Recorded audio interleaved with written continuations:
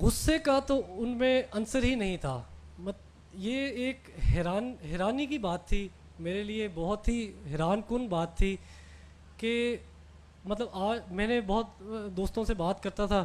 تو وہ کہتے تھے کہ ہم والد صاحب کا موڈ دیکھ کے بات کرتے ہیں, غصہ ہوتا ہے کبھی موڈ خراب ہو.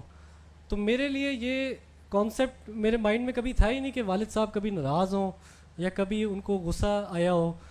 اور کبھی کسی سے بدلہ نہیں لیا, کبھی کسی کی جو ہے کبھی کسی کی بے عزتی نہیں کی, کبھی زندگی میں گالی نہیں نکالی. اور گاڑی بھی جب چلاتے تھے تو لوگوں کو آج کل بہت غصہ آ جاتا ہے, اتنی خراب ٹریفک ہوتی ہے, لیکن وہ کہتے تھے کہ میں گاڑی بھی چلاتا ہوں بغیر ہارن دیے, اور وہ بھی لاہور اور پاکستان کی ٹریفک میں. تو اتنا ان میں صبر, سکون اور عاجزی تھی کہ کسی کو انہوں نے برا نہیں کہنا, کسی کا دل نہیں دکھانا. یہ ایک بہت ہی ان میں خاص جو تھی وہ بات تھی. اور کام کے اندر بھی ان کا یہ ہوتا تھا کہ ہر کسی کو ساتھ لے کے چلتے تھے, کبھی کسی کو انہوں نے فائر نہیں کیا. ہمارے ایک دوست ہیں ڈنمارک میں ہوتے ہیں, تو وہ لاہور آئے ہوئے تو والد صاحب کے دفتر میں بیٹھے تھے, تو ایک کوئی کیس آیا کسی کا, تو والد صاحب نے ان سے مشورہ کیا کہ اس کا کیا کیا جائے.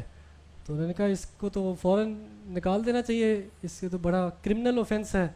یہ تو بالکل ٹالریٹ نہیں ہونا چاہیے. تو انہوں نے کہا ہاں تم بالکل ٹھیک کہہ رہے ہو. تو وہ جو تمہارے دوست تھے وہ چلے گئے اپنے 1-1.5 ہفتہ کہیں اور کسی اور شہر اپنے گاؤں وغیرہ, واپس آئے تو انہوں نے دیکھا کہ وہی صاحب دوبارہ ٹہل رہے ہیں آفس میں. تو انہوں نے کہا کہ یہ تو اس دن میری آپ سے بات ہوئی تھی, آپ کیسے انسان ہیں, اس نے ایسا کام کیا اور آپ یہ دوبارہ ادھر ٹہل رہے ہیں, آپ نے تو اس کو نکال دیا تھا, آپ نے میرے ساتھ اس بات پہ آپ کا ایگریمنٹ تھا کہ اس کو نہیں ہونا چاہیے ادھر. تو وہ دوست بتاتے ہیں کہ وہ کرسی سے اپنی اٹھ گئے اور انہوں نے کہا کہ یہ جو کرسی ہے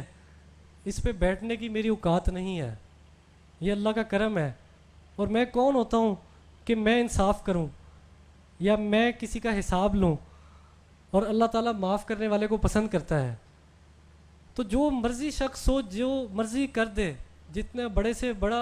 فعل ہو غلط وہ معاف کر دیتے تھے, ہر اوپن معافی ان کے لیے تھی, جس مرضی کے لیے جو مرضی, کبھی کسی سے بدلہ نہیں لیا, کبھی کسی کا دل نہیں دکھایا, کبھی کسی سے اونچی آواز میں بات نہیں کی. یونیورسٹی میں بھی جس طرح بات پہلے بھی آئی کہ کبھی کسی کا داخلہ اس وجہ سے انہوں نے نہیں روکا کہ اس کے پاس مالی وسائل نہیں. اور اب جس طرح میں نے خود آ کے جب دیکھا تو مجھے پتہ لگا کہ ہم نے یونیورسٹی میں علم فنڈ کے تھرو تقریباً 3 ارب روپے کی اسکالرشپ دی ہوئی تھیں. تو میں نے ان سے کہا کہ یہ تو اتنا بڑا آپ نے کام کیا ہوا ہے, پورے پاکستان میں پاکستان کا سب سے بڑا انڈیجنس اسکالرشپ فنڈ ہے, کسی سے بغیر 1 روپیہ لیے یہ آپ نے کام کیا ہے, تو آپ نے تو یہ مجھے بھی نہیں بتایا.